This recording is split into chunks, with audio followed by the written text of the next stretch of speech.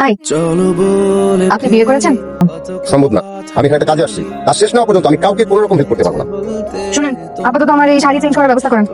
আমি কি ব্যবস্থা করবো? সেটা আমি কিভাবে বলবো? আমার সাথে করবেন, দিব।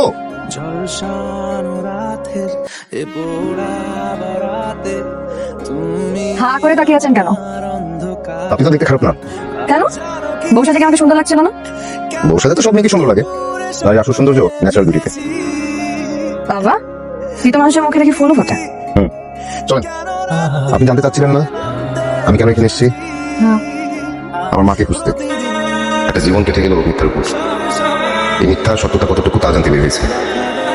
মাকে খুঁজছি, কিন্তু কোথাও খোঁজ মিলছে না। আসলে আমার অবস্থা একই রকম। ছোটবেলায় আমাকে জন্ম দেওয়ার পর মা মারা যায়। তারপর ফুপিতেছি বলবি। মাঝে মধ্যে মনে হয় কি জানেন, আমার মা যদি বেঁচে থাকতেন আমাকে না এতটা ভালোবাসতো না যতটা আমার ফুপু আমাকে ভালোবাসে।